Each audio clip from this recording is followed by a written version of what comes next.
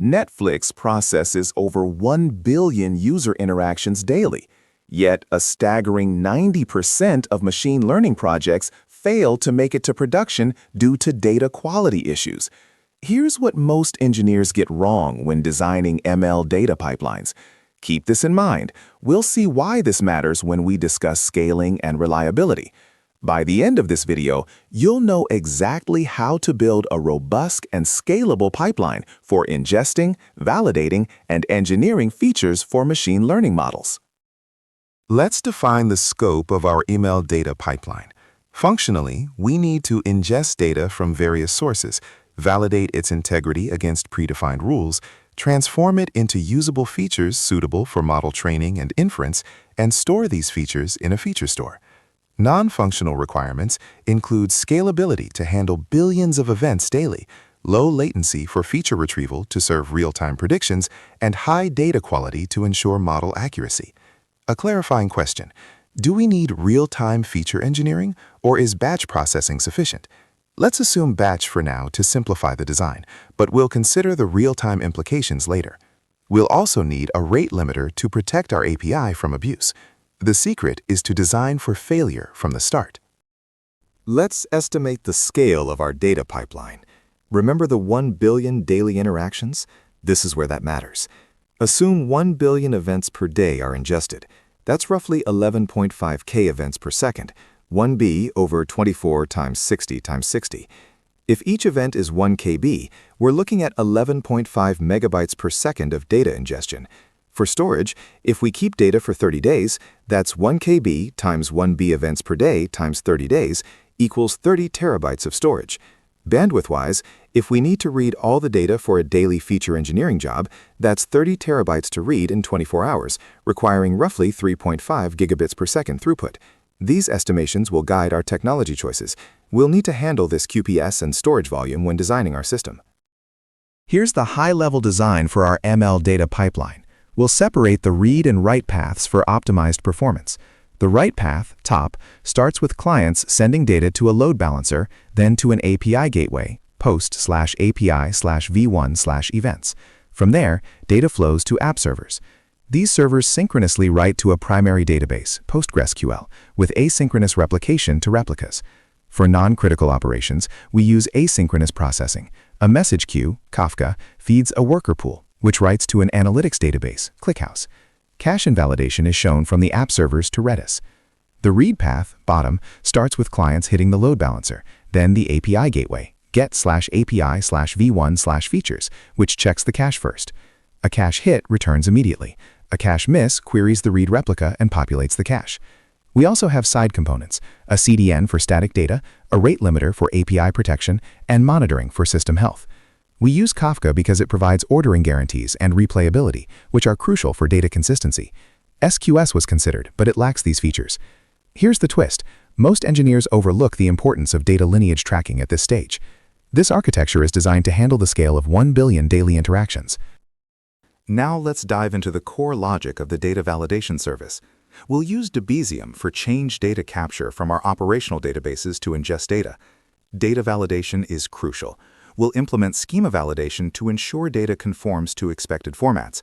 We'll also perform type validation to check data types, and range validation to ensure values fall within acceptable boundaries. A common candidate mistake is stopping here, but we also need custom validation rules for business logic. For example, validating that a user's age is within a reasonable range. We'll use great expectations for this. The data structure will be a directed acyclic graph, DAG, where each node represents a validation rule. This allows us to easily add or remove rules. We need to ensure item potency in our validation service. If a validation job fails and retries, we don't want to double count errors. We can achieve this by assigning each event a unique ID and tracking which events have been validated. Now, at this point, your interviewer will push back. Why not just use a simple if-else statement for validation? The reason is that a DAG provides flexibility and scalability. We can easily add new validation rules without modifying existing code, and the DAG can be executed in parallel for faster processing. We chose Great Expectations because it provides a declarative way to define validation rules and integrates well with our data pipeline. A trade-off is that it adds complexity compared to writing custom validation code. We use a DAG because it allows us to define complex validation workflows with dependencies between rules. Alternatives like simple lists of rules don't allow for this level of control. We'll use a Bloom filter to quickly check if an event has already been processed, reducing the load on our tracking system. We can use the Aho-Karasik algorithm to efficiently match multiple validation rules against the incoming data stream. This is especially useful when dealing with a large number of complex rules. The Aho-Karasik algorithm constructs a finite state machine to efficiently search for multiple patterns, validation rules, in the input stream, data. The algorithm's efficiency stems from its ability to process the input stream in a single pass, making it suitable for real-time data validation scenarios. Stop. Think about this. What happens if a validation rule itself contains an error? To simplify complex validation rules, we can use decision tree algorithms. The decision tree algorithm recursively partitions the data based on the values of different attributes, creating a tree-like structure that represents the decision-making process. This allows us to break down complex validation rules into smaller, more manageable steps. We can use the Levenshtein distance algorithm to measure the similarity between the data and the expected schema. This is useful for detecting data drift and identifying potential schema changes. The Levenshtein distance algorithm calculates the minimum number of edits, insertions, deletions, or substitutions required to transform one string into another. This allows us to quantify the degree of difference between the data and the expected schema, providing a metric for assessing data quality and identifying potential issues.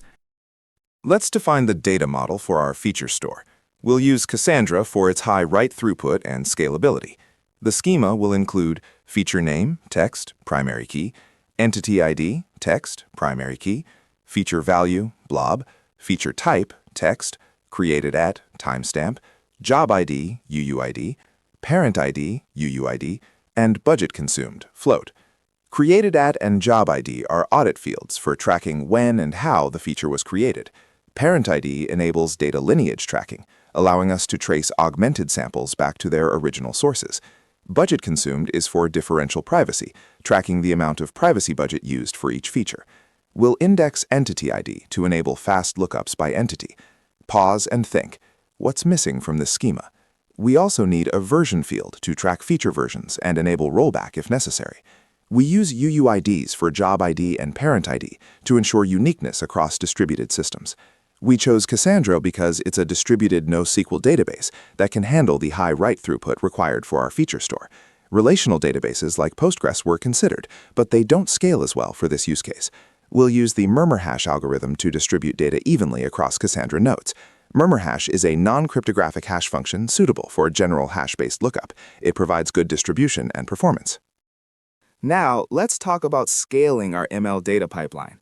To handle the volume of 1 billion daily interactions, we need caching. We'll use Redis as a cache aside to store frequently accessed features. On a cache miss, we'll query Cassandra and backfill the cache. This keeps our P99 latency under 50 milliseconds for read-heavy workloads. We'll use replication for both Redis and Cassandra to ensure high availability. For Cassandra, we'll use a multi-data center setup to tolerate regional outages. We'll shard Cassandra by entity ID to distribute the data across multiple nodes. This allows us to scale horizontally as our data volume grows. We might be tempted to use a CDN for feature values, but that's generally not suitable since feature values are dynamic. However, we can use a CDN for static metadata about features. A bottleneck analysis reveals that the feature engineering job is I/O-bound. To address this, we can use distributed processing frameworks like Spark or Flink to parallelize the feature engineering tasks across multiple nodes. We use consistent hashing for sharding to minimize data movement when nodes are added or removed. An experienced interviewer will probe what happens at 10x scale. Here's the key. We'd need to reevaluate our sharding strategy and potentially use a more sophisticated approach like dynamic sharding. We use Redis because it's an in-memory data store that provides low-latency access to frequently accessed features. Memcached was considered, but Redis offers more advanced features like persistence and data structures.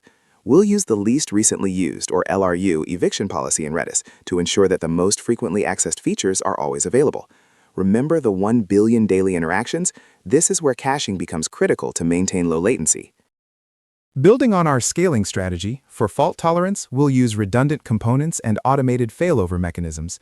If a Cassandra node fails, the data will be automatically replicated to another node. We'll also use a circuit breaker pattern to prevent cascading failures.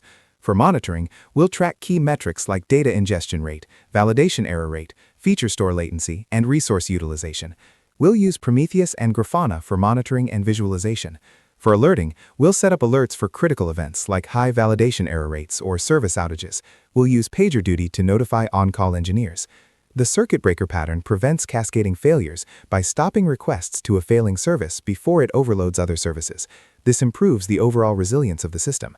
We'll use exponential backoff with jitter for retries to avoid overwhelming the system. The rate limiter we mentioned earlier comes into play to prevent abuse and ensure system stability. In summary, we've designed a scalable and reliable ML data pipeline capable of handling 1 billion daily interactions. The key trade-offs were between consistency and latency and between cost and performance. The main bottleneck is the I/O-bound feature engineering job, which can be addressed with distributed processing. Next steps would be to implement real-time feature engineering using a streaming framework like Flink, and to add bias detection and mitigation techniques to ensure fairness in our models. We'll also need to implement a robust rules engine to manage complex validation rules. If you found this helpful, please like, share, and subscribe for more technical deep dives like this. Like, share, and subscribe to my channel for more AI insights. I'm the Code Architect. See you soon.